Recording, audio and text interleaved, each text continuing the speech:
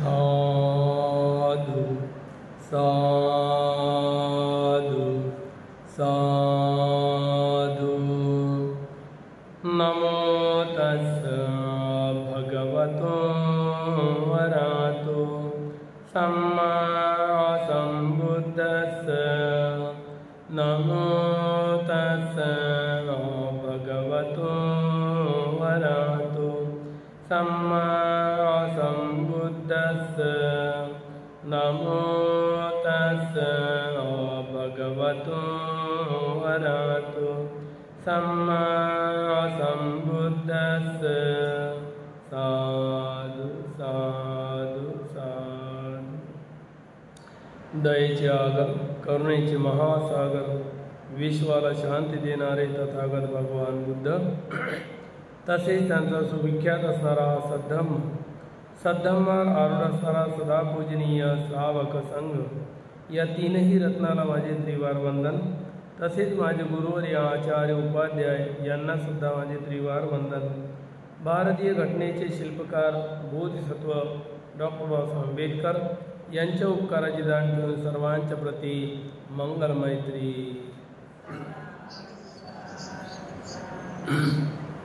आजचा हा दिवस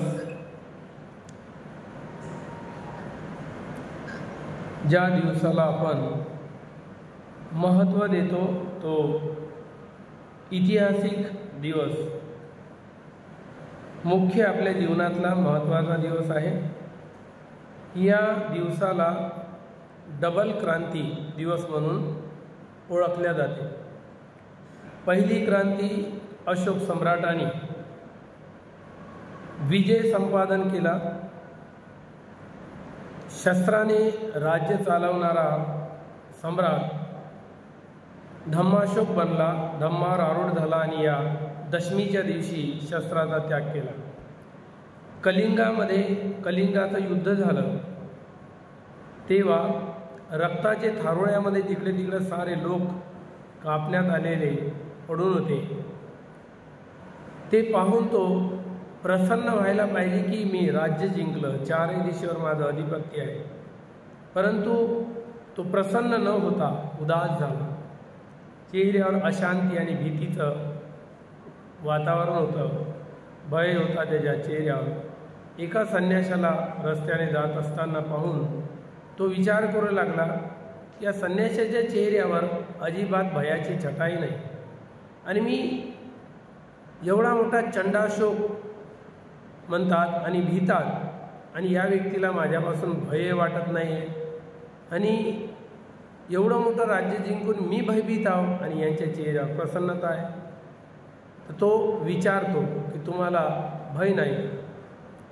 ते भिक्षू म्हणतात, मला भय कसला, मी भय केव्हाचाच त्यागलेला आहे, निर्भय आहे।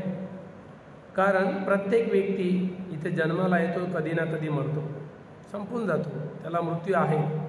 मग हे जर सत्य आहे मग भय कशाचा पाळू? कोण आहे दुसरा? मृत्यू अटळ आहे, तर मग भय कशाचा? त्या मृत्यूचा। त्याचा भय पाळत नाही, कारण तो सत्य आहे, मरण आहेच, मग भय पाळण्याची काही आवश्यकता नाही। हे वचन ऐकल्यानंतर त्यांना विचार आला की मरण सर्वाला आहे आणि भय हे मनुष्याच्या चेहऱ्यावर काय येते? कुठे ना कुठेतरी तो कोणत्या ना कोणत्या कार्याला भीत असतो की आपल्या हातून अकुशल घडलेला आहे, पण ज्या व्यक्तीच्या हातून कुशल घडत असते त्याला भिण्याची गरज नाही, कारण तो निर्भयतेचं जीवन जगत असतो। तर अशा अवस्थेमध्ये असताना जेव्हा त्या भिक्षूंकडून थोड्या गोष्टी त्यांच्या डोक्यामध्ये प्रकाश टाकणाऱ्या ऐकायला मिळाल्या, तेव्हा त्याने विचार केला की अरे, एवढं मोठं शस्त्राने राज्य चालवूनही मी भयभीत आहे, आणि ज्याच्याजवळ अजिबात शस्त्र नाही आहे तो निर्भय आहे, म्हणजे बिना शस्त्राने निर्भय जीवन जगता येतो हे त्याला कळलं। तेव्हा त्या बंदीला वंदन केलं, हात जोडले, घरी नेलं आणि सन्मान केला, आणि तेव्हा त्यांनी धर्म श्रवण केला। त्या बंदीजीकडून धर्म श्रवण केला, तर धर्मामुळे त्याच्यात इतका प्रभाव पडला की त्याने धर्माच्या मार्गाने चालून राजपाट चालवण्याचं ठरवलं आणि विजयादशमीला शस्त्र त्यागलं. एवढी मोठी क्रांती त्याच्या जीवनामध्ये घडून आली की जो शस्त्राच्या बळावर राज्य जिंकणारा राजा आता धर्माच्या मार्गावर चालून आचरण करून प्रजेला जिंकणार, त्याचे मन जिंकणार, त्यांच्या मनातला भय काढून टाकणार. म्हणून तो धर्माशोक बनला. तो चंडाशोक ज्याचं नाव होतं, ज्याला म्हटलं जात होतं, असा तो धर्माशोक बनला. धर्माच्या मार्गाने चालून राज्य चालवलं. या दिवशी शस्त्राचा त्याग केला. तर ही एक क्रांती जबरदस्त होती की ऐतिहासिक आहे की त्यांनी धर्मावर आरूढ होऊन आणि 84,000 विहार स्तूप चैत्य बांधून ते आज आपल्याला जे त्यांनी बांधून ठेवलेले आज आपल्याला बघायला मिळतो. आणि तो इतिहास बुद्धाचा त्याने लिहून ठेवलेला दगडादगडा. तर अशा प्रकारे आज आपल्याला तो आपल्यापर्यंत, तो तळागाळापर्यंत हा इतिहास बुद्धाचा पोहोचवण्याचं काम सम्राटाने केलं. मोठी क्रांती केली. त्यानंतर ही क्रांती जीवित राहण्याकरिता बाबासाहेबांनी धम्माचा अभ्यास केल्यानंतर त्यांनी विचार केला की अशोक सम्राटांनी ही जी क्रांती केली हे नष्ट होणार, हे मरून जाईल. जीवित राहण्यासाठी त्यांनी विजयादशमीचा दिवसच निवडला. त्या दिवशी 14 तारीख येऊ की कोणतीही तारीख येऊ, तारीख आलीच असती. 14 तारखेशी काही लेणे देणे नाही आहे, तारीख कोणतीही असती. पण बाबासाहेबांनी त्या दिवसाला विशेष महत्त्व दिलं की तो दिवस, ती क्रांती जीवित राहावी म्हणून डबल क्रांती बाबासाहेबांनी त्याच दिवशी अनेक लोकांना, लाखो लोकांना धम्माची दीक्षा दिली. 1956ला या दीक्षा दिली. 1935 साली बाबासाहेबांनी घोषणा केली येवले या ठिकाणी की मी धर्मांतर करणार. त्यांनी असं नाही म्हणलं की मी धम्मचक्र प्रवर्तन करणार, हा शब्दच नाही, कारण ते अभ्यासू आणि जाणकार होते. त्यामुळे त्यांनी हा शब्द अजिबात वापरला नाही. त्यांना हे माहीतच होतं की बुद्धाशिवाय या धर्तीवर कोणीही धम्मचक्र प्रवर्तन करू शकत नाही. तर या प्रकारे बाबासाहेबांनी त्या शब्दाचा वापर केला नाही. त्यानंतर दीक्षा घ्यायची आहे 18व्या खंडातल्या 3ऱ्या भागामध्ये, भाषण खंडात 3रा, या ठिकाणी बाबासाहेबांचं वचन आहे, मी उर्वरित दिवस माझे आता धम्माच्या क्षेत्रात पूर्ण जीवन लावणार आहे आणि धम्माची दीक्षा घेणार आहे. बौद्ध धर्माची मी दीक्षा घेणार आहे. म्हणून या प्रकारे हा शब्द वापरला. मी धम्मचक्र प्रवर्तन करणार आहे असा म्हटलेलं नाही आहे. म्हणून विजयादशमीचा दिवस मी निवडलेला आहे. या धम्मदीक्षेकरिता विजयादशमीचा दिवस निवडलेला आहे असं म्हणून माझा तो धम्मदीक्षा 16 दिन राहील. हे बाबासाहेबांचं वचन आहे.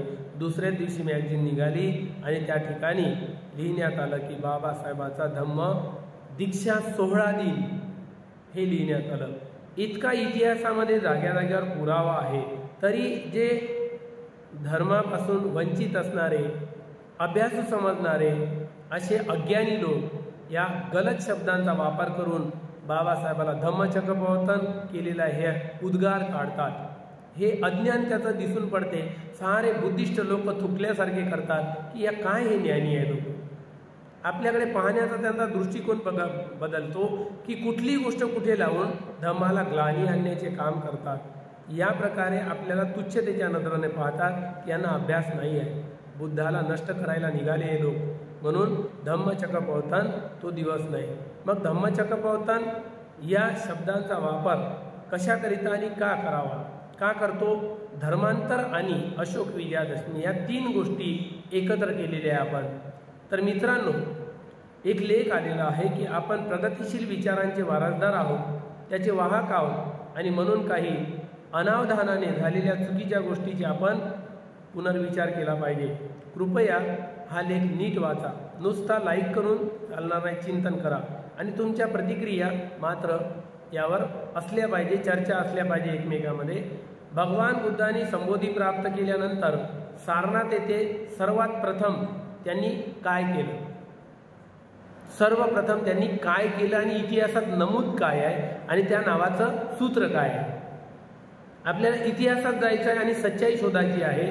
तर आपल्याला इथून पता लागते की आपण काय करत आहोत आणि काय केलं. तर इथे भगवान बुद्धाचं सूत्र आहे धम्मचक्र प्रवर्तन सूत्र, पंचवर्गीयांना जो दिलं. यामध्ये काय होतं नेमकं? भगवान बुद्ध जेव्हा याची शिकवण देणं सुरू करतो तर त्याचे अनुयायी बनतात, अनुकरण करणारे. आणि जेव्हा अनुयायी बनतात तर 3 महिन्याच्या कालावधीमध्ये ज्यांना ते उपदेश करतात ते अरहंत बनतात, जीवनमुक्त होतात. असं काही घडलं का? 14 ऑक्टोबरला अरहंत झाले काही लोक, मुक्त झाले? काही घडलं नाही. का? कारण फक्त तो दीक्षा सोहळा होता, शिक्षा सोहळा नव्हता. त्यामुळे ते तसं होऊ शकणार नाही. परंतु अज्ञानी लोकांनी जे मांडणी करून पुढे जे धम्माचा ऱ्हास करण्याचे प्रयत्न सुरू आहे, षडयंत्र सुरू आहे, या कारणामुळे. तर सर्वप्रथम या ठिकाणी 5 भिक्षूंना धम्माची व्याख्या समजवून सांगितली. तर या ज्या लोकांना दीक्षा दिली 14 ऑक्टोबरला विजयादशमीच्या दिवशी, काही बाबासाहेबांनी व्याख्या समजवून सांगितली याची, की या प्रकारे श्रोतापन्न होतो, या प्रकारे सकृतगामी होतो, अनागामी होतो, अरहंत, असं काही सांगितलं तर कुठेही आढळत नाही. कुठेही पुरावा नाही की बाबासाहेबांनी धम्माचं प्रशिक्षण त्या ठिकाणी सुरू केलं. तर या शिक्षणामध्ये व्याख्या करून भगवान बुद्धांनी पंचवरी सांगितली. तेव्हा धम्माचे तत्व सांगताना त्यामध्ये 4 आर्य सत्य सांगितले आणि आर्य अष्टांगिक मार्ग सांगितला. तो मार्ग त्यामध्ये प्रतीत्य समुत्पाद, उत्पत्त होण्याचे कारण, नष्ट होण्याचे कारण, आपण या जगात आलो याचे कारण आणि पुढे काय होणार आपलं याचं कारण. तर कर्माचा सिद्धांत बुद्धाने या प्रतीत्य समुत्पादामध्ये कर्मसिद्धांत सांगितला की काय केल्याने काय परिणाम होते. या प्रकारे ह्या 3 तत्व जे 4 आर्य सत्य, अष्टांगिक मार्ग आणि प्रतीत्य समुत्पाद म्हणजे कार्यकारण भाव. कार्यकारण भाव सरळ सरळ समजून सांगितला की अनित्य, अनात्म आणि दुःख, हे 3. याच्याशिवाय दुसरं 3 महिन्यापर्यंत याचा अभ्यास चालला, कृतीमध्ये उतरवण्याचा, समजून घेण्याचा अभ्यास चालला. तेव्हा ते पटापट अरहंत झाले, जीवनमुक्त झाले. या प्रकारे धम्माची तत्वे 3 सर्वात पहिल्यांदा सांगितले गेल्यामुळे, म्हणजे धम्माचे चक्र पहिल्यांदा फिरवल्यामुळे या दिवसाला धम्मचक्र प्रवर्तन दिवस म्हणतात. ज्या ठिकाणी 4 आर्य सत्य, अष्टांगिक मार्ग आणि प्रतीत्य समुत्पाद हे शिकवल्या जाते. प्रॅक्टिकल अनुभव घेण्यासाठी शिकवल्या जातो, आचरण करायला लावल्या जातो. त्याच या शिकवणीचं नाव काय आहे? धम्मचक्र प्रवर्तन दिन असे म्हणतात. तो दिवस म्हणजे कोणता दिवस आहे? धम्मचक्र प्रवर्तन दिवस कोणता आहे? आषाढी पौर्णिमा. आषाढी पौर्णिमेचा असल्याने आणि भगवान बुद्धासारख्या गुरुने आपल्या शिष्यांना प्रथमच संपूर्ण ज्ञान दिल्याने या पौर्णिमेला गुरुपौर्णिमाही म्हणतात. ही गुरुपौर्णिमा सुद्धा असे म्हटल्या जाते. या गुरुपौर्णिमा म्हणायला सुरुवात झाली. बौद्ध राष्ट्रामध्ये देखील हीच आषाढ पौर्णिमा धम्मचक्र प्रवर्तन दिन मानल्या जाते. 14 ऑक्टोबरला किंवा विजयादशमीला साऱ्या बौद्ध देशात मानतात का? धम्मचक्र प्रवर्तन दिन म्हणतात का? किंवा अनागारी धम्मपालने किंवा महेंद्र भंतेने जेव्हा श्रीलंकेमध्ये धर्म नेला त्या दिवसालाही पहिल्यांदा त्या याच्या श्रीलंकेमध्ये संघमित्रा आणि यांनी महेंद्रांनी धम्म दिला. पुरा श्रीलंका बुद्धिस्ट बनवला. त्या दिवसाला सुद्धा धम्मचक्र प्रवर्तन दिवस म्हटल्या जात नाही. पुरा श्रीलंका बुद्धिस्ट बनवला. दोघात बहीण भावानं. वट्टगामिनी राजा होता, त्या वट्टगामी राजाला पहिले धर्म दिला. त्या राजाच्या याने आश्रयाने पुरी प्रजा बुद्धिस्ट बनली आणि म्हणून त्या ठिकाणी पुरा श्रीलंका बुद्धिस्ट होता. तरी त्याला त्या महेंद्र भंतेच्या वचनाला, संघमित्राच्या प्रचाराला धम्मचक्र प्रवर्तन दिवस म्हणल्या जात नाही. पुरा श्रीलंका बुद्धिस्ट होता. हा भारत तर बौद्धमय झाला नाही. झाला का विजयादशमीच्या दिवशी? नाही. बरेच लोक विरोधी झाले. विरोध केला त्यांनी, षडयंत्र केलं आणि आपल्याला पुन्हा मागे नेण्याचे प्रयत्न केले. तर श्रीलंकेत तसं काहीही झालेलं नाही आहे. श्रीलंका पुरा बुद्धिस्ट बनवला. तरी महेंद्र भंतेच्या या कार्याला धम्मचक्र प्रवर्तन दिवस म्हणल्या जात नाही. कारण ते बुद्धिस्ट लोक हे जाणतात चांगल्या प्रकारे की जीवनात एकदाच धम्मचक्र प्रवर्तन होते आणि फक्त बुद्धच करतो.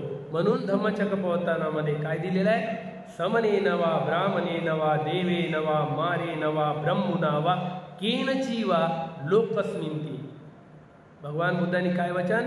ना इथे धम्मचक्र प्रवर्तन ना श्रमण करू शकत, ना ब्राह्मण करू शकत, ना देव करू शकत, ना मार करू शकत, ना ब्रह्मा करू शकत. या धर्तीवर कोणाची ताकद धम्मचक्र प्रवर्तन करण्याची नाही.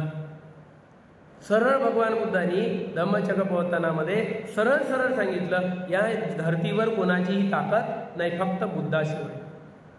सरळ, इथे लपवण्यालाही काहीही नाही. म्हणून या ज्ञानाचा पता समाजात नसल्या कारणाने, अज्ञानी समाज असल्या कारणाने उचलली जीभ न लावली टाळ्याने. कुणीकडे जाऊ तिकडं बुद्धाचा अपमान हो, धम्माचा नाश हो, की कोणती गोष्ट कोणाच्या तोंडात टाकायची, काही हे नाही तिथे. म्हणजे फक्त भावुकता येतो. भावुकतेमुळे धम्म किती लोप होत आहे, नष्ट होत आहे. बुद्धवचन कुणीकडे जात आहे आणि कोण त्याचा हकदार आहे त्याच्याशी काही लेनदेन नाही आहे. म्हणून त्या महेंद्राच्या बंदेच्या पुरा श्रीलंका बुद्धिस्ट करणाऱ्याला सुद्धा कार्याला धम्मचक्कप्रवर्तन म्हणत नाही. त्यात म्हणलं असतं ना, एवढा मोठा देश, पुरा देश बुद्धिस्ट बनवला तर कम से कम धम्मचक्र अनुवर्तन तरी म्हणलं असतं. अनु नाही आणि मोठंही नाही, काही नाही. तो शब्द वापरल्याच जात नाही. या प्रकारे त्या ठिकाणी भिक्षूंना दीक्षा देऊन त्यांना धर्माचा उपदेश केला. 5 भिक्षूंना हा धम्म दिल्यामुळे धम्मचक्कप्रवर्तन असे म्हटले जाते. नंतर अनेक जण बुद्धाच्या धम्माकडे आकर्षित झाले. तेव्हा त्यांना बुद्धांनी धम्मदीक्षा दिली. त्या लोकांना काय दिलं? दीक्षा दिली. प्रत्येक जणाला दीक्षा देत गेले आणि त्याला नवदीक्षित जे नव्याने बनलेले आहे त्यांना भिक्षूंना, नवदीक्षित भिक्खूंना जेव्हा बुद्धांनी देशना दिली तेव्हा ते धम्मचक्कप्रवर्तन नव्हते. 5 लोकांना दिली आणि 3 महिने धर्म शिकवल्यामुळे तर धम्मचक्कप्रवर्तन पहिल्यांदा या धर्तीवर, पहिला ज्ञान प्राप्ती झालेला उपदेश पहिल्यांदा या धर्तीवर रुजवला टाकला. आणि त्याला म्हणतात न समने नवा ब्राह्मणे नवा, कोणी करूच शकत नाही असं हे कार्य आहे धम्मचक्कप्रवर्तन. धर्तीवरचा कोणताच व्यक्ती करूच शकत नाही. म्हणून याला धम्मचक्कप्रवर्तन म्हणल्या जात नाही. मग बार बार म्हणलं असतं, अनेक नवदीक्षित भिक्षू बनवले तेव्हाही धम्मचक्कप्रवर्तन म्हणून संबोधल्या गेले नाही. जेव्हा धम्मचक्कप्रवर्तनाचा सर्वप्रथम या धर्तीवर उपदेश केला त्याचंच नाव आहे धम्मचक्कप्रवर्तन. त्याच्यामुळे 5 लोक अरंत झाले. 5 लोकांनी नंतर धम्माचा प्रचार करणं सुरू केला. या नवदीक्षितांना जेव्हा देशना दिली तेव्हा धम्मचक्कप्रवर्तन नव्हते, तर ती देशना होती. भगवान बुद्धाच्या 45 वर्षाच्या धम्मानुसार, धम्मप्रचारानु व प्रसारा काळात त्यांनी हजारो लोकांना धम्माची दीक्षा दिली आणि भिक्खू भिक्खुनी संघ वाढत गेला. आज देखील ही परंपरा सुरू आहे आणि जगभर लोक बौद्ध धम्माची दीक्षा घेत आहेत. याचाच अर्थ भगवान बुद्धांनी धम्माबद्दल पहिल्यांदा सांगितले तेव्हा तेच धम्मचक्कप्रवर्तन होते. दुसरे कोणतेही धम्मचक्कप्रवर्तन नाही. बौद्ध धर्माचा स्वीकार करणाऱ्यांनी काय केलं? काय घेतली? दीक्षा घेतली. मग जर एखादी उपासक एखाद्या उपासकाला किंवा दीक्षा देत असेल तर काय, कोणता सोहळा म्हणतात त्याला? धम्मचक्कप्रवर्तन म्हणल्या जाईल की दीक्षा घेतली म्हणल्या जाईल? धम्म दीक्षा सोहळा. आणि बाबासाहेबाच्या मुखातून निघालेला आहे की हा माझा काय आहे? धम्म दीक्षा सोहळा दिन आहे. धम्मचक्कप्रवर्तन दिन. कधीही बाबासाहेबाच्या मुखातून एकही शब्द पुऱ्याच्या पुऱ्या त्यांचे भाषण खंड छानून काढा, कोणतेही धार्मिक ग्रंथ छानून काढा, बाबासाहेबाचा शब्द एकही धम्मचक्कप्रवर्तन मी केलेलं आहे असा एक शब्द आढळणार नाही. हे पडत मूर्ख म्हणतात त्यांना, ज्यांच्याजवळ जास्त अतिज्ञान आहे. यांनी सारा वाटोळं करणं लावलेलं आहे या शब्दाचं, बुद्धाच्या ज्ञानाचं, बाबासाहेबाच्या ज्ञानाचं भेसळ करून. म्हणून या प्रकारे धम्म लोप व्हायला वेळ लागत नाही.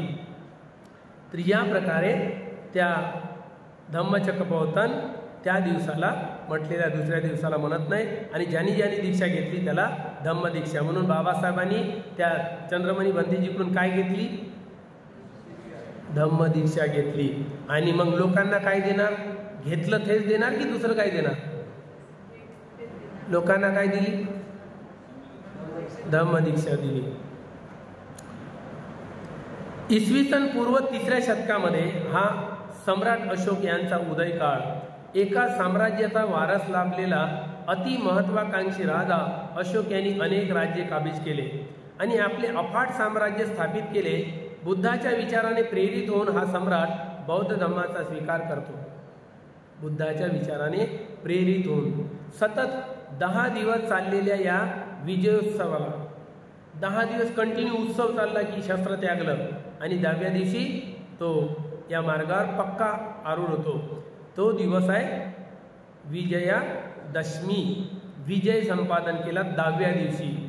पौर्णिमा झाल्यावर आपण काय करतो, अमावस्या झाल्यावर प्रतिपदा, द्वितीय, तृतीय, चतुर्थी, पंचमी, षष्टमी, सप्तमी, अष्टमी, नवमी आणि दशमी या 10वा दिवस होता.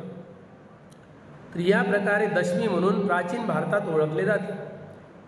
बौद्ध धर्माने आपल्या मानवतावादी विचाराने एक तलवारीवर मिळविलेला हा विजय होता. तलवारीवर विजय मिळवला, शस्त्रावर विजय मिळवला. अनेक लोक शस्त्राची पूजा करतात आणि सम्राटाने शस्त्राचा त्याग केला आणि अनेक लोक शस्त्राची पूजा करतात. शस्त्रपूजे बरेच आपले लोक करतात खेड्यापाड्यामध्ये. कोणी दुकानदार असेल तर तराजूची करते, कोणी बैलबंडीची करते, कोणी सायकलची करते, कोणी गाडीची करते. अरे ज्या लोखंडाला या सम्राटाने त्याग केलेला आहे की लोखंड घातक आहे, त्या लोखंडाचा त्याग केल्यावर पूजा करण्याचा सवालच येत नाही. पूजाच नाही आहे बुद्ध धर्मात लोखंडाची.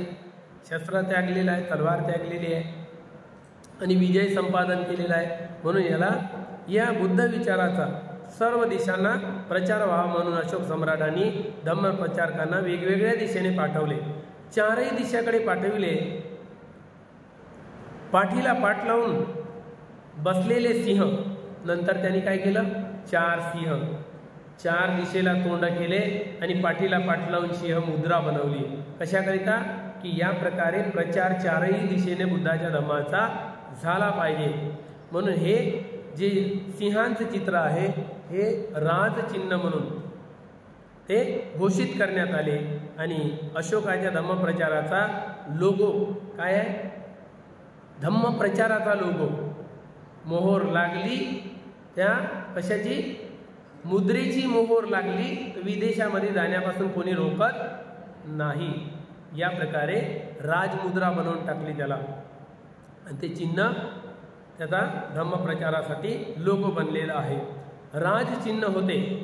याच कारणासाठी नंतरच्या काळात बृहदत्त मौर्य याची हत्या त्याचा सेनापती पुष्पमित्र शुंग याने कपटाने केली.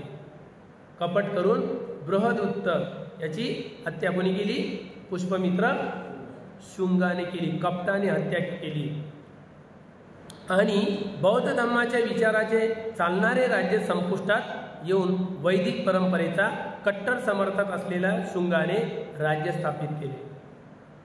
कट्टर वैदिक धर्माचा कट्टर असल्यामुळे याने बुद्ध धर्माचा नाश केला आणि राज्य स्थापित केले. पुष्पमित्र शुंगाने बौद्ध धर्माचे विचार नष्ट करण्यासाठी त्याचे प्रचारक असणारे बौद्ध भिक्खू यांना मारून टाकले. पुष्पमित्र शुंगाने काय केलं, बौद्ध भिक्खू किती कापले.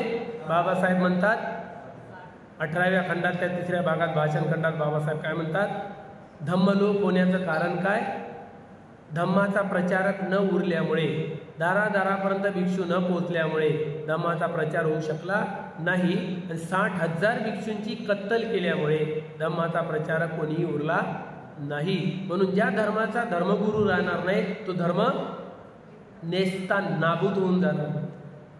कोणत्याही धर्माचा राहो प्रचारक धर्मगुरू पाहिजे, तेव्हा तो धर्म टिकून राहतो. कितीही अंधश्रद्धेवर असो, अज्ञानावर असो, कोणत्याही कर्मकांडावर असो, पण त्याचा धर्मगुरू जिवंत आहे म्हणून त्याचा धर्म जीवित आहे.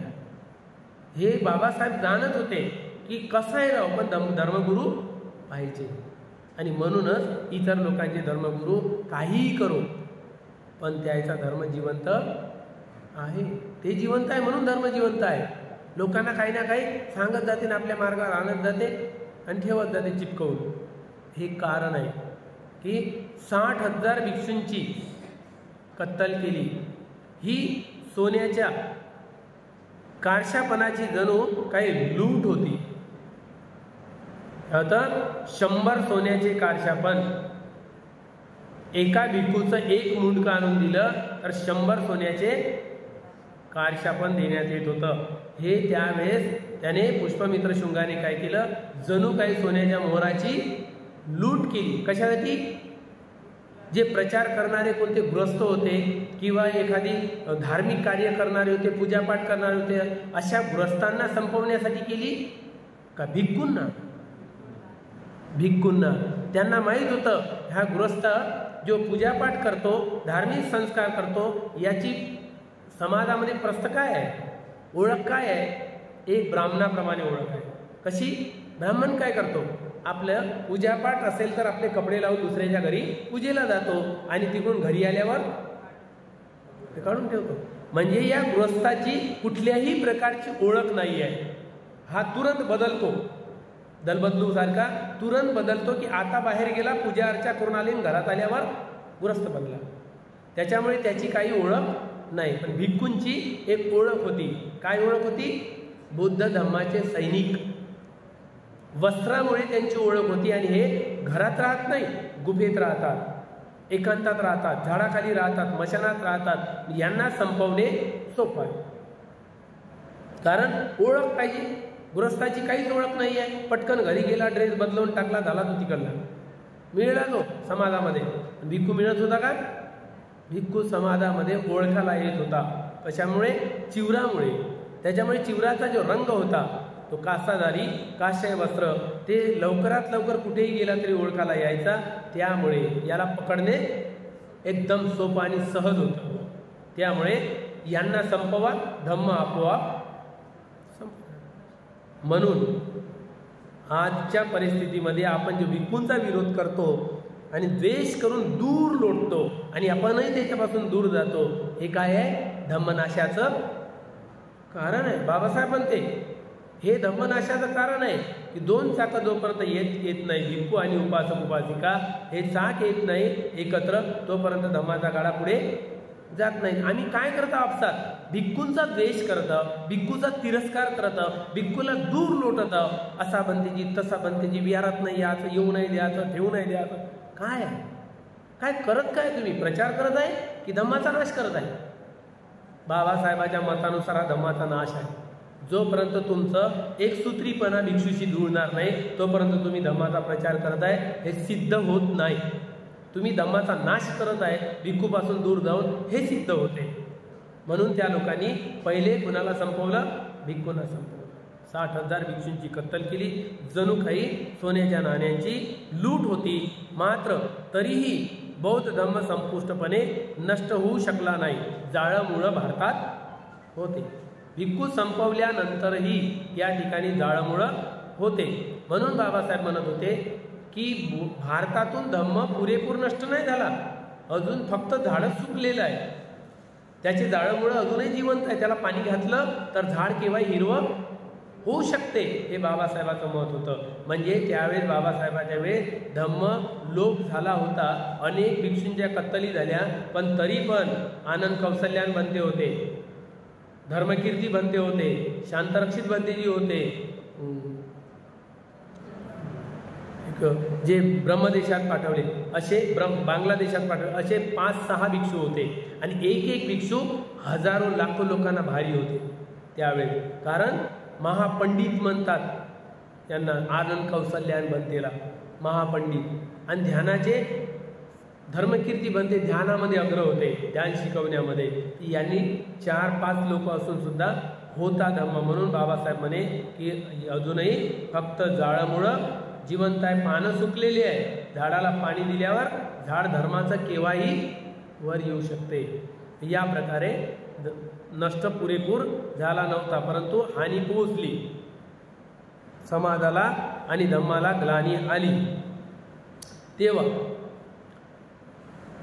6व्या शतकात ते इसवी सन 10व्या शतकापर्यंत त्याचा प्रसार भारताच्या इतर राज्यात आणि विदेशात होत राहिला. 11व्या शतकाच्या पूर्वार्धापासून बौद्ध धर्माचा ऱ्हास होऊ लागला. वैदिक परंपरेतून सुरू झालेल्या हिंदू धर्माने बुद्ध विचार संपविण्याचे पुरेपूर प्रयत्न केले.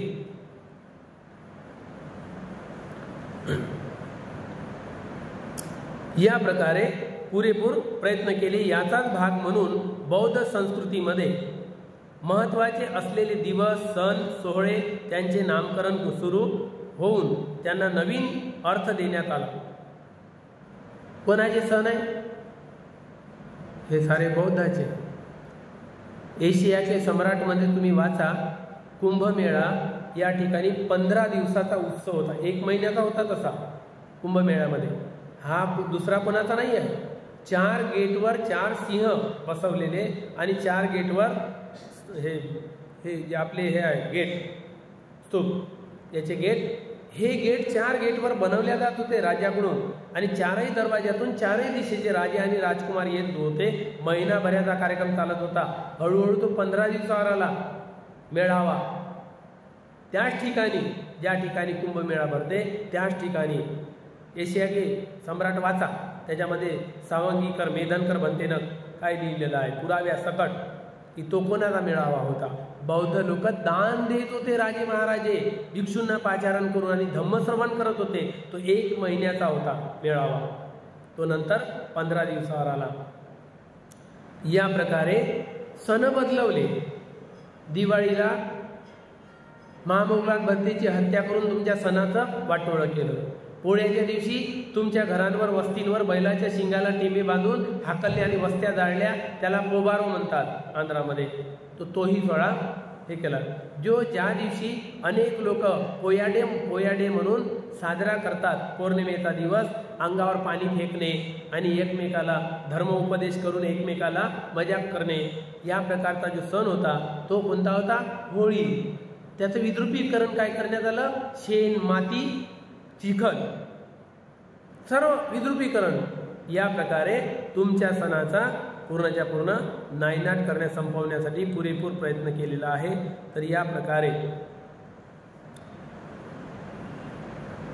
इतिहास तुम्हाला पाहायचा असेल तर बाळासाहेबांचे वडील प्रबोधनकार ठाकरे छोटं पुस्तकाचं दीक्षाभूमीवर गेले म्हणजे घ्याल. देवळाची देवळण, देवळाचा धर्म. देऊळ कोणाचे, धर्म कोणाचा आणि काय झालं देवळाचं? 84,000 स्तूप विहार कुठे गेले? तर ते त्याच्यामध्ये इतिहास लिहून आहे. छोटंसं पुस्तक आहे परंतु इतिहास त्याच्यात की पूर्वी वैदिक धर्मामध्ये 2 पंथ होते. कोणताही धर्म नव्हता. त्या ठिकाणी आर्य आणि दास 2 पंथ होते. आर्य म्हणजे मालक, दास म्हणजे नौकर, बस 2च. आणि शुद्ध जनाच्या घरी नौकर 1000 नांगर चालायचे तर नौकर म्हणजे दास, एवढे दास काम करायचे, 1000 दास काम करायचे. म्हणून मालक कोण? शुद्धोधन राजा. दास कोण? काम करणारे शेतामध्ये. म्हणून ही परंपरा होती आर्य आणि दास. त्याच्या पलीकडे कोणतीही नव्हती. त्यानंतर हळूहळू वैदिक धर्मामध्ये काय झालं की होमयज्ञ, बलियज्ञ सुरू झाला. काकड आरत्या, शेज आरत्या सुरू झाल्या. पहिले होमयज्ञ, बलियज्ञ, घोडा काप, बैल काप, बैल काप, ते काप यज्ञ करणं सुरू झाले. त्याच्यानंतर ते यज्ञाचं परिवर्तन स्त्रीसाठी, कोणत्या मुलासाठी, मुलगा मागाचा आहे, पत्नीसाठी, कोणत्या भोग्य सामुग्रीसाठी, या प्रकारे ते यज्ञ केल्या जात होते. तेव्हा कोणत्या ना कोणत्या प्राप्तीसाठी ते यज्ञ. त्यानंतर हळूहळू विहारांवर कब्जा केला. विहारांवर ताबा केल्यानंतर तिथे विहारामध्ये एक घंटा राहायचा मोठा.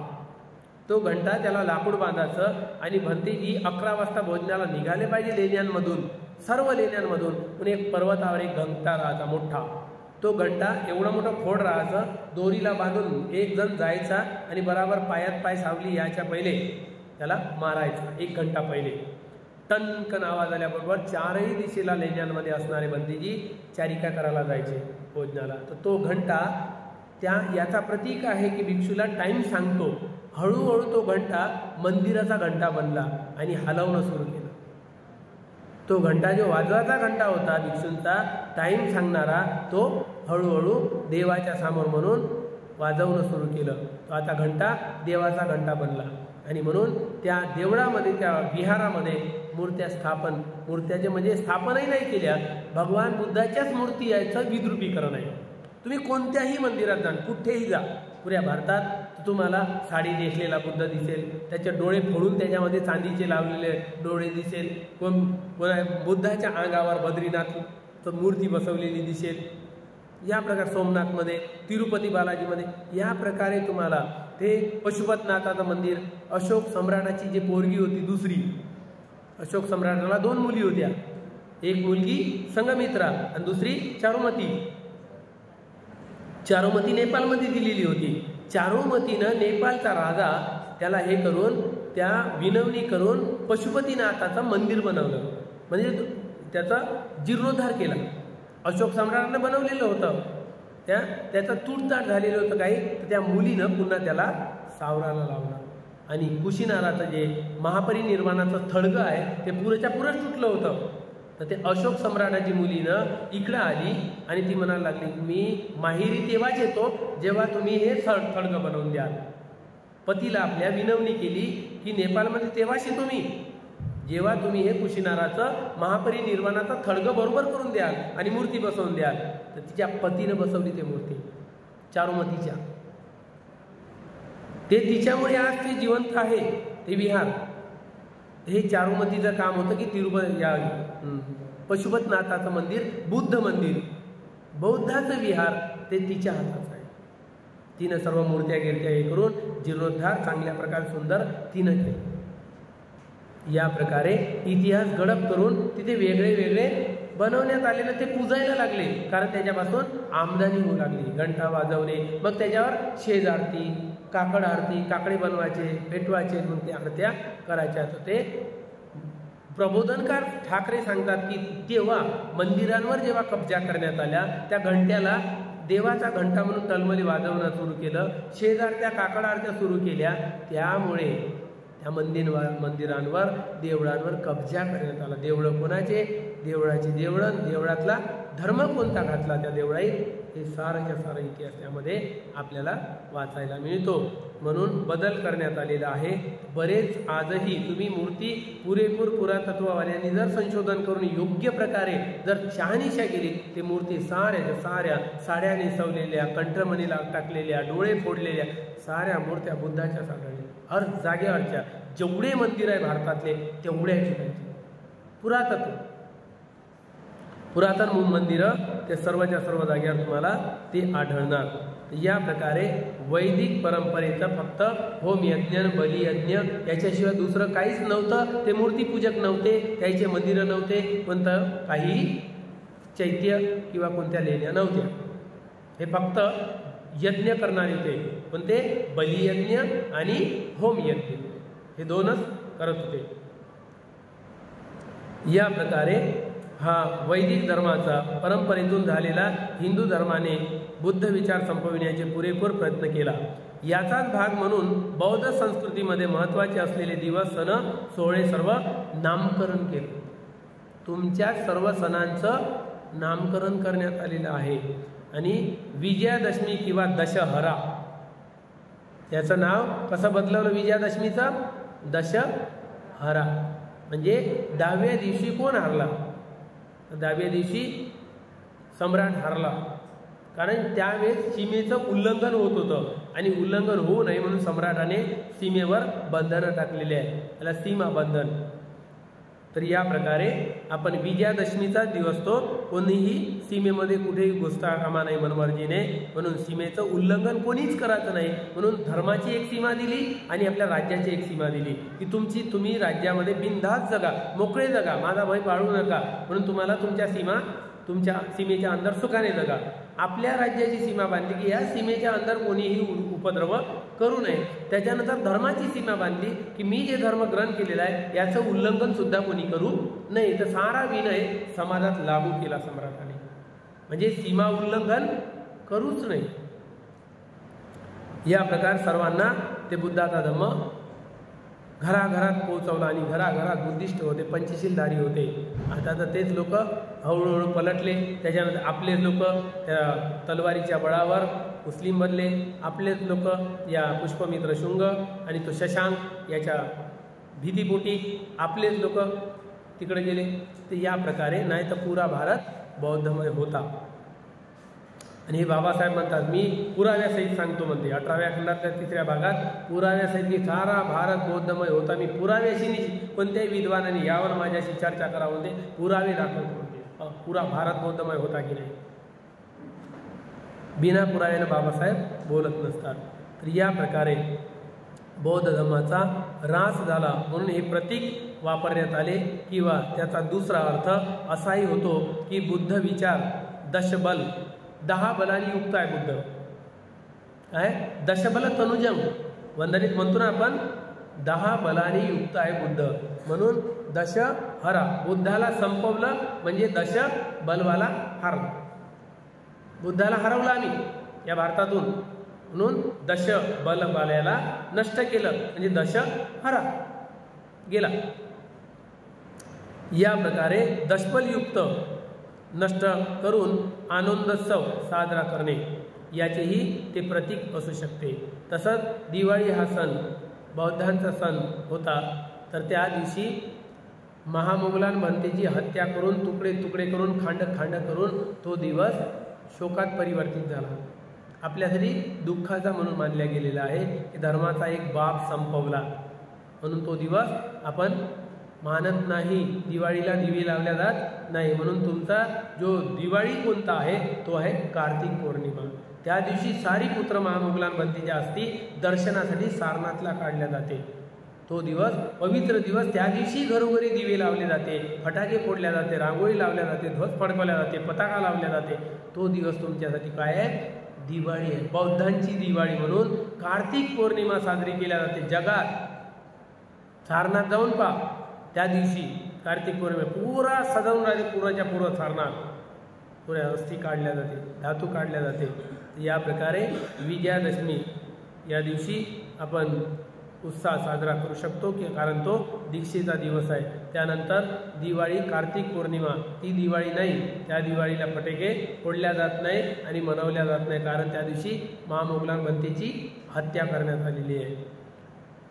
कार्तिक पौर्णिमेला आपल्या दारादारावर दिवे, आता मी दरवर्षी रॅली काढतो कार्तिक पौर्णिमेला, दरवर्षी दीपोत्सव मनवतो, पुऱ्या विहारभर मोमबत्त्या लागते. पूर्ण रॅली काढून आल्यावर पोरं फटाके फोडतात, मोमबत्त्या फुलझड्या पूर्ण हातात राहते. आणि बुद्धं शरणं गच्छामीच्या सुरात पुऱ्या मोठ्या मोठ्या रॅल्या काढल्या आतापर्यंत मी. दरवर्षीच असतो माझा कार्यक्रम. पूर्ण रोडच्या बाजूला लोखंडाचे पाईप ठोकल्या जाते चौकोनी, त्या पाईपावर फिरून आल्यानंतर सारे लोक आपला संकल्प करतात आणि आपल्या घरून 5, 10, 15, 100 अशा मोमबत्त्या आणून पुऱ्या त्या पाईपावर चिपकावतात. विहाराच्या दोन्ही बाजूने पाईप राहते.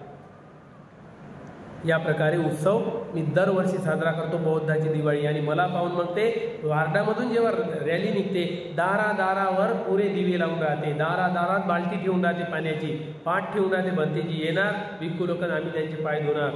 हा आमचा हा खुशीचा दिवस. रांगोळी काढून राहते. सुमठाण्यात पहा तुम्ही येऊन कार्तिक पौर्णिमेला.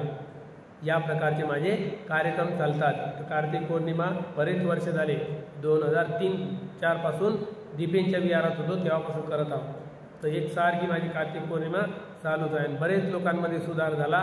त्या दिवाळीला पोरं फटाके नावच घेत नाही, पण कार्तिक पौर्णिमेला नाव घेतात. भंतीजी फटाके आहे ना, फटाके फोडायचे आहे ना, मग त्याची मायबाप घेऊन येतात फटाके फुलझड्या. बंद्या रोडभर फुलझड्या वाटतो पोरींना, मी बायांना पोरींना पूर्ण रोडभर परमिशन राहते माझ्याकडे पूर्ण याची रॅलीची दरवर्षी.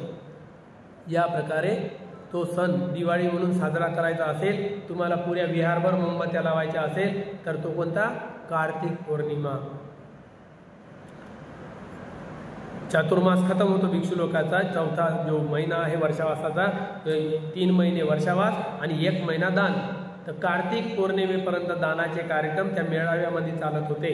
वर्षावास संपल्यावर मग 1 महिन्याचा मेळावा होता तो कुंभ. या प्रकारे तुमच्या सणांमध्ये बदल घडवण्यात आलेले आहे, फेरबदल केलेला आहे. 1956 साली जेव्हा डॉक्टर बाबासाहेब आंबेडकरांनी बौद्ध धर्माची दीक्षा घेतली, तेव्हा त्या आधी लोकांना जाहीर आवाहन करताना प्रबुद्ध भारताच्या दिनांक 23 सप्टेंबर 1956च्या अंकात बाबासाहेब लिहितात, बौद्ध धर्म स्वीकारण्याचा दिवस व ठिकाण मी आता निश्चित केलेले आहे. येत्या दसऱ्यास विजयादशमीच्या दिवशी तारीख 14 ऑक्टोबर या 1956 रोजी नागपूर येथे मी धर्मांतर करणार आहे. काय शब्द आहे? मग हे धम्म चक्र प्रवर्तन हे उच्चारणे महामूर्खता नाही आहे, अज्ञान नाही आहे. बुद्धाचा शब्द, बुद्धाची जी कार्यप्रणाली त्या दिवशी नष्ट करणे नाही आहे. जे शब्द आहे त्या शब्दाचा वापर न करता बुद्धाचा शब्द कुठेही लावता येत नाही, कारण बुद्ध बुद्ध आहे. बुद्धाचं एक अस्तित्व आहे. बुद्ध या जगात पूजल्या जाते, गुरु म्हणून संबोधल्या जाते, कुठेही लावता येत नाही. म्हणून धर्मांतर करणार ही घोषणा केलेली आहे. या दिवशी सकाळी 9 ते 11 वाजता माझा धर्म दीक्षाविधी होणार. काय होणार? धर्माचक्र प्रवर्तन करणार आहे असं म्हणलं का? माझा धम्म दीक्षाविधी होणार. समारंभ होईल व संध्याकाळी माझे सर्व लोकांसाठी जाहीर व्याख्यान होईल. यावेळी जे आव्हानपत्र काढण्यात आले त्यात भारतीय बौद्धजन समिती नागपूर शाखेचे चिटणीस वामन गोडबोले. सामुदायिक धर्मांतर काय होणार नंतर? धर्मांतर, धम्मचक्र प्रवर्तन नाही, धर्मांतर होणार. या प्रकारे सामुदायिक धर्मांतर या मथळ्याखाली लिहितात भारतीय बहुजन समितीचे संस्थापक व अध्यक्ष परमपूज्य डॉक्टर बाबासाहेब आंबेडकर यांच्या बौद्ध धर्म ग्रहण विधी ब्रह्मदेशीय पूजनीय. कोण? कोणाच्या हस्ते? बाबासाहेबांचे गुरु कोण?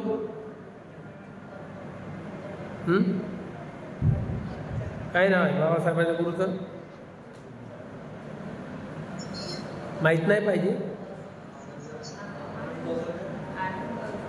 किती मागाव आपण, किती दूर आहो, कोसो दूर आहो. धम्मापासून कोसो दूर आहो, अभ्यासापासून कोसो दूर आहो. म्हणून बार बार धर्मगुरूची गरज पडते. बार बार क्लास पाहिजे. विहारात संख्या नाही, खाण्यासाठी संख्या दुनियाभराची येईल, पण धर्मासाठी दिसते. 3 महिन्याचा कालावधी गेला, मी तर पाहिलेच नाही 2 पुरुषाच्या वर्तन 3 पुरुषाच्या वर्तन काय. आणि खाण्यासाठी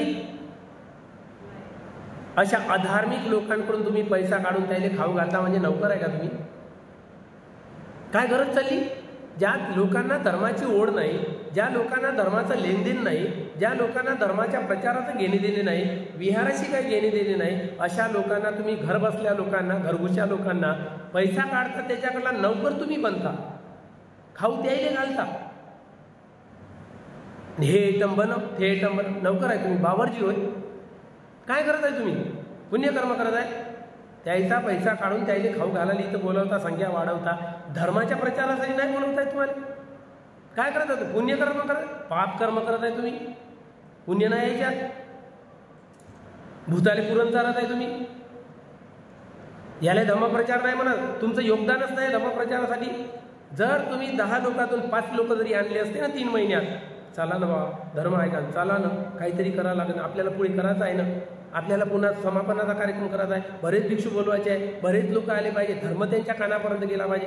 केली कोशिश, आला तुमच्यामुळे कोणी, आणि शेवटच्या दिवशी नुसतं बुकिंगसाठी भरती करता. कोणतं पुण्यकर्म करून राहिले तुम्ही? पापकर्म आहे, पुण्य नाही आहे. धर्मवान व्यक्तीला 10 वेळा चारा पुण्यात बसते. शिलवान व्यक्तीला, उपसतधारी व्यक्तीला, अधार्मिक व्यक्तीला, ज्याच्या घरी धन सारं खाऊ शकते तो आणि आपल्या घरी बसून आहे, त्याला काही लेनदेन नाही, धर्माशी नाही, बाबासाहेबांच्या कर्तृत्वाशी नाही आणि समाजाशी घेणे देणे नाही, अशा लोकांना तुम्ही एका दिवसात जरी बोलवता त्याचे पैसे काढून खाण्यासाठी निसतं. काय करत आहे? सोंग आहे, हे सोंग. धर्माचा प्रचार नाही आहे, याला प्रचार नाही म्हणत. प्रचार झाला असता तर 5 लोकांचे 10 लोक बनले असते 3 महिन्याच्या पिरियडमध्ये, धर्म ऐकला असता. काय करत आहे तुम्ही लोक? हे बाबासाहेबांनी नाही सांगितलं खाण्यासाठी आणि गाण्यासाठी जगा म्हणून, धर्मासाठी जगा म्हणते. तुमचं योगदान आहे. मी या समाजाचा एक घटक आहे, समाजाचा उद्धार करणे माझं कर्तव्य आहे. जर मी या समाजाचा उद्धार करू शकलो नाही, स्वतःला गोळी झाडून घेईन. तुम्हाला लागू नाही पडत? शिकलेल्या लोकांना नाही लागू पडत? 1-1 लाख रुपये तुमचा पगार आहे, तर तुम्हाला समाजाचं ऋण नाही चुकवतायत, समाजाचे मूल्य नाही घडवतायत. काय करून राहिले? गोळी झाडा ना स्वतःले. जर एक व्यक्ती तुम्ही घडवत नसाल, आणत नसाल विहारामध्ये, धर्माच्या मार्गाने उडत नसाल, गोळी घालून घ्या स्वतः. बाबासाहेब म्हणतात समाजाचं कर्ज कुठे चुकवत आहे तुम्ही? समाजाला पंगू बनवत आहे, पंगू. फक्त खाण्यासाठी जग. हे खाणे बंद केले पाहिजे, खाऊ घालणे बेकार आहे. धर्माच्या नावावर तुम्ही बोलवा ना त्यांना, खाऊ घाला ना. जर येत असेल तो धर्माच्या नावावर धर्म ऐकायला, रोज वंदना घ्यायला, शीलपाल, रोजचे भोजन ठेवा. आज याच्याकडून, उद्या त्याच्याकडून, परवा त्याच्याकडून खाऊ घाला. खाऊन शीलपालन करायला येत आहे, धर्म ऐकायला येत आहे, धर्माचा प्रचार करण्यासाठी कामी येईल तो व्यक्ती टिकवून ठेवा. खाऊ घाला, व्यर्थ नाही. कोण्या लोकांना खाऊ घालता तुम्ही? घर बसल्या मोजेमध्ये घरीच खात आहे आणि त्यांना लेनदेन नाही, अशा लोकांना खाऊ घाला बोलतो. काय करत आहे? कोणत्या धर्माच्या बजेटात नाही बसत तुमचं ते खाणं, पैसा काढणं. धर्माच्या प्रचारासाठी योगदान द्या आणि एकही जण 3 महिन्यामध्ये एक जण दिसत तर 3 माणसाच्या वरत. काय धर्म रुजणार आहे तुमच्या समाजामध्ये आणि काय तुमची प्रश्न हे होणार आहे, प्रचार होणार आहे? शक्यच नाही. ही व्यवस्था हानिकारक आहे समाजासाठी आणि तुमच्यासाठी सुद्धा. ह्या परंपरा येणाऱ्या पिढीसाठी लावू नका की बापुरे समाप्तीच्या दिवशीच लोक भोजनाला बोलव, 14 एप्रिलच बोलव, बुद्ध जयंतीलाच बोलव ना, खाऊ घाल मस्त. परंपरा गंदी आहे, चांगली नाही आहे. बंद करा ते परंपरा. धर्माकडे वळवा लोकांना. विजयादशमी दिवशी सकाळी 8 वाजता तो कार्यक्रम साजरा होईल. याचा अर्थ बाबासाहेब स्वतः या घटनेला धर्मांतर असे म्हणतात. शिकले सवरलेले, धर्मापासून हुकलेले, काहीच्या काही शब्द उचलली, जीभनं लावली टाळ्याले. काय ज्ञान यांना? पोकळ पांडित्य आहे सारं पुस्तकी. यानं उच्चारलं, यानं तुकडा फेकलात बसलं सगळं. म्हणा धम्मचक्र, म्हणा धम्मचक्र. अरे कार्तिक, तुम्हाला आषाढ पौर्णिमेला हजारो बॅनर लावायला पाहिजे होते तुम्ही धम्मचक्र प्रवर्तनाचे, गल्लोगल्लीनं.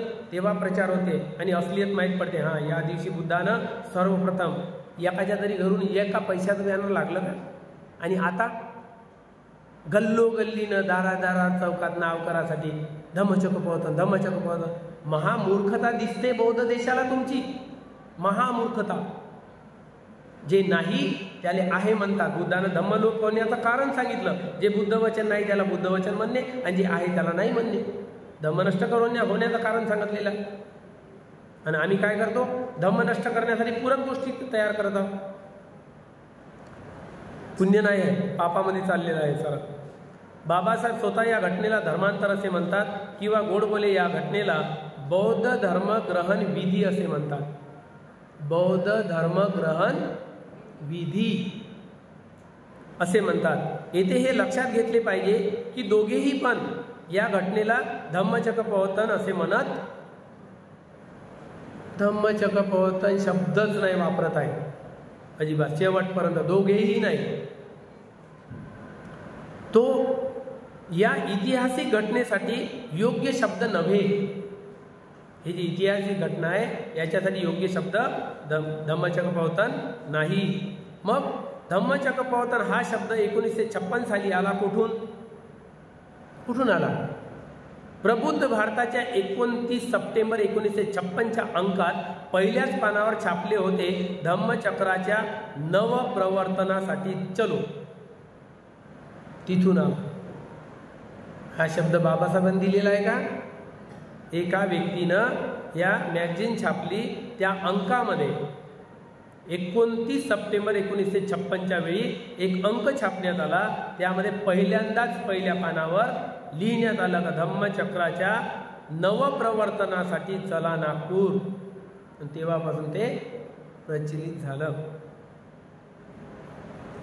डॉक्टर बाबासाहेब आंबेडकर यांचा बौद्ध दीक्षा समारंभ विजयादशमी 14 ऑक्टोबर सुप्रभाती. परंतु याच प्रबुद्ध भारताच्या 4 ऑगस्ट 1956च्या अंकात एक बातमी प्रसिद्ध करण्यात आली होती आणि ती म्हणजे भारतीय बौद्धजन समिती नागपूर शाखेच्या विद्यमाने आषाढ पौर्णिमेस तारीख 22/7/56 या दिवशी धम्मचक्र प्रवर्तन दिनानिमित्त प्राध्यापक किल्लेदार यांचे उत्कृष्ट प्रवचन झाले. दुसरा लेख छापण्यात आला त्याच अंकामध्ये. काय? किल्लेदार याचं धम्मचक्र प्रवर्तन दिनानिमित्त. कधी? आषाढ पौर्णिमेला. कसे शब्द आहे? सत्यताही आहे आणि असत्यता दोन्ही मांडण्यात आलेली आहे या लेखामध्ये, की असत्य वाचन यांना टाकणाऱ्यानं मॅगझिनमध्ये असत्य पेरलं आणि सत्य आषाढ पौर्णिमेचंही दुसऱ्या लोकांनी पेरलं. या प्रकारे दोन शब्दाचा वापर. प्राध्यापक किल्लेदार यांचे उत्कृष्ट प्रवचन झाले. संपादक याचा अर्थ प्रबुद्ध भारताच्या संपादकांना धम्मचक्र प्रवर्तन दिन कधी असतो हे माहीत होते. पहिल्यांदा गलती केली, दुसऱ्यांदा करेक्ट केलं. त्याला माहीत होतं की कोणत्या दिवसाला धम्मचक्र प्रवर्तन म्हणावे, म्हणून आषाढ पौर्णिमेचा दिवस टाकला आणि त्याला धम्मचक्र प्रवर्तन नाव दिलं. पहिल्या याच्यात चूक. या प्रकारे धम्मचक्र प्रवर्तन दिन कधी असतो हे माहीत होते. बाबासाहेब आंबेडकरांनी 14 ऑक्टोबर हा दिवस विजयादशमीचा निवडला, कारण 1956 सालच्या ऑक्टोबर महिन्यातील याच तारखेला काय होती, अशोक विजयादशमी. म्हणजे त्याला इतर लोक दसरा म्हणतात. लोकांना पुन्हा या दिवसाच्या मूळ नावाकडे आणि उद्देशाकडे बाबासाहेबांना घेऊन जायचे होते. काय उद्देश होता बाबासाहेबांचा? अशोक सम्राटाची क्रांती जिवंत राहावी आणि हा विजयादशमी नावाचा शब्द मरू नये, नष्ट होऊ नये, म्हणून बाबासाहेबाला या समाजाला त्या शब्दाची ओळख करून द्यायची होती. म्हणून तो दिवस विजयादशमीचा निवडला. त्याच दिवशी 14 तारीख आली. योगायोगाने 14 तारखेशी लेनदेन कॅलेंडर इतर धर्मीयाचा आहे आणि त्या दिवशी कोणतीही तारीख आली असती. आणि आपल्या धर्मामध्ये तारखेला महत्त्व नसून महत्त्व कशाला आहे? तिथीला. तिथी पूर्वीपासून पौर्णिमा, अमावस्या, अष्टमी या दिवशी घडलेले कार्यक्रम, बुद्धाने दिलेले प्रवचन याला विशेष महत्त्व आहे, तारखेला नाही. या प्रकारे बाबासाहेबांना करायचे होते. त्यांनी सम्राट अशोकाची राजमुद्रा ही भारताची राजमुद्रा म्हणून निवडली. भारताच्या राजध्वजावर काय आहे? राष्ट्रध्वजावर अशोक चक्र विराजमान आहे. राष्ट्रपतीच्या शपथ घेण्यासाठी केवळ बुद्ध पुरुष साक्षीदार मानले गेले आहे. आणि त्याच्या आसनाच्या भिंतीमागे काय लिहून आहे? धम्मचक्र प्रवर्तनाय. म्हणजे बुद्धानं केलेलं धम्मचक्र प्रवर्तन, राजानं जर ते बुद्धाचे विनय अंमलात आणले तर निश्चितच भारत बौद्धमय होतो. आणि ते कोणाच्या हातात आहे? राष्ट्रपतीच्या. त्याच्या आसनाच्या मागं धम्मचक्र प्रवर्तनाय लिहून आहे. जो धम्माला महत्त्व देणारा आहे आणि ज्याच्या भरोशावर धम्म राज्य बनवायचं आहे, तो कोण बनवू शकतो? तो राष्ट्रपतीच्या हातात पॉवर आहे. हे ब्रीद वाक्य लिहिले. बाबासाहेबांच्या या मूळ उद्देशाकडे आणि त्यांच्या कृतीतून आम्ही शिकलो पाहिजे. म्हणूनच अशोक विजयादशमी, मग ती कोणतीही तारीख का असेना, तारीख कोणतीही असो, पण मानायचं काय आपल्याला? विजयादशमी. आता यामध्ये मागच्या वेळेस 2 गट पडले होते, एक विजयादशमीला मानणारा आणि एक 14 ऑक्टोबरला मानणारा. तर चालत आहे, आजही चालत आहे. आणि हे जे 14 ऑक्टोबरचं हे जे शेपूट कोणी आणलं? 14 ऑक्टोबरचं हे शेपूट पुढं कोणी केलं? मुकुंद खैरे. हे शेपूट जे आणलं ना, आंदोलन काढा, मोर्चे काढा 14 ऑक्टोबरसाठी, ते सारं मुकुंद खैरेचं काम होतं. म्हणून 2 गट, कारण त्यांचे कार्यक्रम मी पाहिलेले आहे. दीक्षाभूमीवर होतो मी, जेव्हा जेव्हा कार्यक्रम राहायचे तेव्हा मला माहीत आहे. तेव्हा 14 ऑक्टोबर रेटून धरायचे, विजयादशमीला मागं पडायचे आणि मोर्चे त्याच्यासाठी असायचे. आणि हे शेपूट आणलं मुकुंद खैरे. नाहीतर ते नव्हतंच, पूर्वी विजयादशमीच होती. या प्रकारे बाबासाहेबांना विजयादशमी हा दिवस महत्त्वाचा होता. मग तो तारीख कोणत्याही दिवशी येऊ.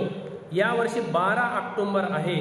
हाच दिवस आम्ही धम्मचक्र प्रवर्तन दिन न मानता धर्मांतर दिन अथवा धम्मदीक्षा दिन अथवा धम्मस्वीकार दिन म्हणून साजरा केला पाहिजे. 12 ऑक्टोबर आली नंतर त्या दिवशी, तर आता 14 नाही मानणार विजयादशमीला, विजयादशमी मानायची आहेत आम्हाला.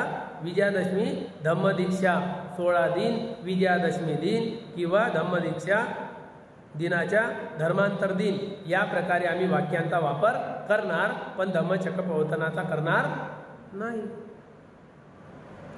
या प्रकारे, कारण हाच दिवस बाबासाहेबांना बौद्ध धम्म गतिमान करण्यासाठी अभिप्रेत होता. विजयादशमी हाच दिवस प्रेरणा होता गतिमान करण्यासाठी, कारण सम्राटाने केलेलं कार्य याचा विसर पडू नये म्हणून त्यांनी जिवंत राहावा, म्हणून त्याच दिवसाला निवडून बाबासाहेबांनी धम्माची दीक्षा घेतली.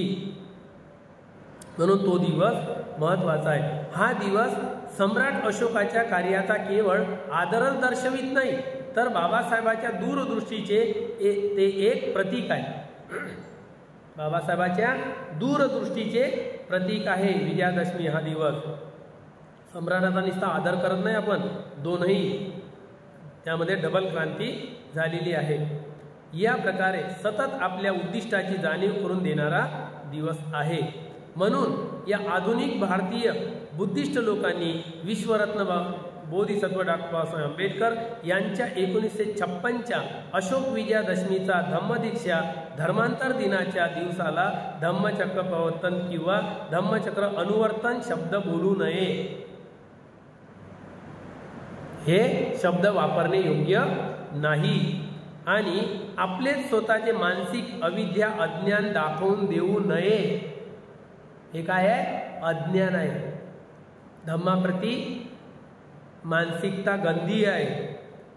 हीच मंगल मैत्री सर्वांप्रती पोचो. विचारवंत यांच्या मंगलाची कामना करतो. या प्रकारे बाबासाहेबांच्या जीवनावरील हे पुराव्यासकट असलेला लेख आहे की धम्मचक्र प्रवर्तन दिन हा शब्द वापरला जात नाही. म्हणजे वापरतात त्यांना काय म्हणावं? पडत मूर्ख. बुद्धांनी हा शब्द वापरलेला आहे, पडत मूर्ख, की ज्यांनी ग्रंथ भरपूर वाचलेले आहे परंतु त्याला अर्थ काही कळत नाही की कोणत्या शब्दाला कुठे लावायचा याचा अर्थ न समजणारा व्यक्ती पडत मूर्ख म्हटलेला आहे. याला विद्वत्ता आहे त्याच्याजवळ, पण कोणत्या कामाची? अपप्रचार पसरवण्यासाठी कारणीभूत ठरणारी विद्या हे काही उन्नतीची समाजाच्या नाही आहे, म्हणून इथे मनाई केलेली आहे. म्हणून अशा प्रकारचे लोक जे अपप्रचार पसरवून पुढे येणाऱ्या पिढीला गुमराह करत आहे आणि धम्माच्या या प्रचाराला गालबोट लावत आहे, धम्माला नष्ट करण्यासाठी प्रयत्न करत आहे. म्हणून या दिवसाला धम्मचक्र प्रवर्तनाचे बॅनर लागू नये. कोणते लागावे? धम्मदीक्षा 16 दिन, धर्मांतर दिवस या प्रकारचे बॅनर लावायला काही हरकत नाही.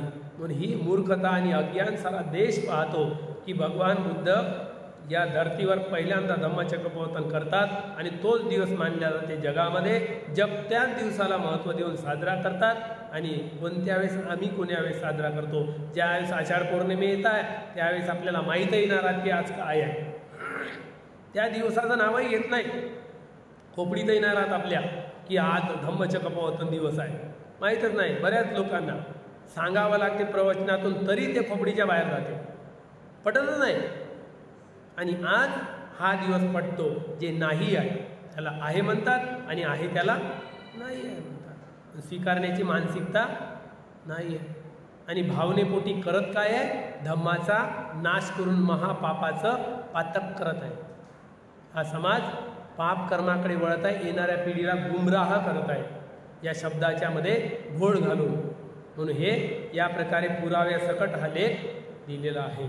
तर अशा प्रकारे आपण योग्य प्रकारे समजून घेऊन प्रचार करत असताना कशा प्रकारचा प्रचार केला पाहिजे, कारण प्रचार माध्यमसुद्धा आहे, झपाट्यानं कुठून प्रचार होते याकडे आपण लक्ष देऊन योग्य प्रचार करावा. समाजामध्ये प्रचार झाला पाहिजे, बिना प्रचारानं कोणता धम्म पुढे जात नाही. पण प्रचाराचे जे माध्यम चुकीचे नसावे. जसे त्या व्यक्तीने लेखकाने चुकीचं वापरलं, एकदा त्यानं म्हणलं चला धम्मचक्र अनुवर्तन दिन साजरा करायला जाऊ, बस एकदा वापरला त्यानं, त्याची गलती लक्षात आली. दुसऱ्या दिवशी मॅगझिनमध्ये त्याने त्या लेखमध्ये सुधार केला की नाही, आषाढ पौर्णिमेला किल्लेदारचं प्रवचन धम्मचक्र प्रवर्तनाच्या दिवशी खूप सुंदर झालं. त्याची चूक त्याला कळली आणि तिथूनच चूक अशी पसरत गेली वाऱ्यासारखी की आजही आपण ते चूक बार बार दोहरावतो, बार बार दोहरावतो. त्यानं काय होणार आहे? भगवान बुद्धांनी धम्मचक्र प्रवर्तन केलं होतं, हा दिवस गोड होणार आहे, गायब होणार आहे या पन्न्यावरून इतिहासाच्या, आणि बाबासाहेबांनाच केलं हे पुढे येणार आहे. म्हणजे बुद्धाचा मागं टाकत आले तर तुम्ही बुद्धाशिवाय माणूसच नाही बनू शकत. आणि म्हणून बाबासाहेबांनी असा धम्म निवडला या भारताचा जो मूळ मातीतला, आणि तो तुम्हाला माणुसकी देऊ शकते, माणसाच्या रूपात आणू शकते आणि तुमचा उद्धार होऊ शकते, असा धम्म दिला. आणि त्या धम्माशिवाय सारे कोणीही अधुरे आहे. किती तुम्ही आंबेडकरवादी बनले, पण बुद्धिवादी बनल्याशिवाय आंबेडकरांना पुढे नेऊच शकत नाही तुम्ही. आंबेडकर तुमच्यात रुजूच शकत नाही, कारण बाबासाहेबांनी धम्म दिला म्हणून आमची प्रगती झाली, म्हणून माणसात आलो, म्हणून इतर लोक तुम्हाला ताटाला ताट लावून जेवू देते, मंदिरात कुठे घेऊन जातात. तर तुमची जे लायकी सिद्ध झालेली आहे कशामुळे? बुद्धाच्या धम्मामुळे. हे कारण आहे की माणसात आलो आम्ही, माणुसकीत आलो, तेव्हा आम्ही शिकलो काय? समता, स्वतंत्रता, बंधुत्व आणि न्याय. हे तेव्हा शिकलो, बुद्धाच्या धम्मातून शिकलो. म्हणून आम्हाला बाबासाहेबांनी माणूस बनवलं, या धम्म देऊन माणूस बनवलं. आणि आमची जी प्रगती झाली कशामुळे झाली? लोक म्हणतात तुमची आरक्षणामुळे झाली. आरक्षणामुळे झाली का मिथ्या कर्मकांड आम्ही धम्मामुळे बाजूला सारले त्यामुळे झाली? आमची प्रगती कशामुळे झाली? मानसिक गुलामीतून बाहेर निघलो की नाही बुद्धाच्या धम्मामुळे? विचार करायला लागलो की नाही की हे कर्मकांड आहे, अंधश्रद्धा आहे? कशामुळे? धम्मामुळे. म्हणून आम्ही आमच्या गुलामीच्या बेड्या यामुळे तुटत चाललेल्या आहे. म्हणून आम्ही वैचारिक बनत चाललेलो आहोत, प्रबुद्ध बनत चाललेलो आहोत. कशामुळे? धम्माच्या अभ्यासामुळे. आरक्षणामुळे बुद्धिवान बनत आहो का? आम्हाला जे अधिकार पाहिजे होते ते मिळवण्यासाठी आरक्षण आहे, की आम्हाला शिक्षणाचा अधिकार पाहिजे, माणूस म्हणून जगण्याचा अधिकार पाहिजे. मंदिरात देव असो की नसो, पण माणसाला माणूस म्हणून त्याला ही माणुसकी पाहिजे आणि त्याला त्याचा अधिकार पाहिजे. म्हणून आम्ही त्या आरक्षणाचा वापर करत आहोत. आमच्या बुद्धीचा वापर बुद्धीला तेज करण्यासाठी आरक्षण नाही आहे. आरक्षण हा माणुसकीमध्ये आणण्याचा आणि बराबरीचा दर्जा देण्यासाठी आरक्षण आहे. हे धम्म आहे, हा शीलवान, सदाचारी आणि गुणवान बनवतो की हजारो लोकांमध्ये तो मान उंच करून जाऊ शकते, विद्वान बनू शकते, अनंत बनू शकते, त्याची पूजा होऊ शकते. हे कशामुळे? धम्मामुळे. आणि म्हणून आमची प्रगती जी आज आहे ते आम्ही 4 लोकांचे बसतो, ब्राह्मणाच्या ताटाला ताट लावून भोजन करतो, तो आदरानं आपल्याला सन्मान करतो. कशामुळे? धम्माच्या आचरणामुळे, कर्मकांड सोडल्यामुळे आणि भ्रामक समजुती दूर केल्यामुळे आणि फालतूच्या गोष्टीमध्ये आपण पैसा बर्बाद करत नसल्यामुळे, कर्मकांडामध्ये पैसा बर्बाद करत नाही. त्यामुळे हे बल कशामुळे मिळालं? या बुद्धाच्या धम्मामुळे, आरक्षणामुळे नाही. माणुसकीत आलो म्हणून लोक तुमचा गौरव करतात, तुमच्या विद्वत्तेला अनुसरून, तुमच्या ज्ञानाला, तुमच्या शीलाला अनुसरून तुमचा मान करतात. की तुम्ही आरक्षणामुळे पदाधिकारी बनले म्हणून नाही करत, तुम्ही त्या पदावर आहे म्हणून नाही करत, तुम्हाला तुच्छच समजले जाते. कोणत्याही मोठ्यातल्या मोठ्या पदावर राहा, तुमच्याशी तिरस्कारच करणार, पण तुमचा जो गौरव होते कशामुळे? अरे धार्मिक व्यक्ती, श्रद्धावान व्यक्ती, शीलवान व्यक्ती, गुणवान व्यक्ती, भाषण देतो तो असा देतो जबरदस्त असा म्हणणारा, तुमच्या बोलण्याच्या शैली आणि ज्ञानाच्या कसोटीमुळे तुम्हाला मानतो, आरक्षणामुळे नाही मानत.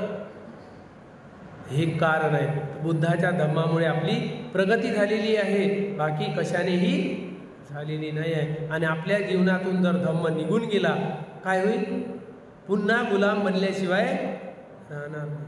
सदाचार, शील निघून गेल्यावर काय राहिलं तुमच्याजवळ?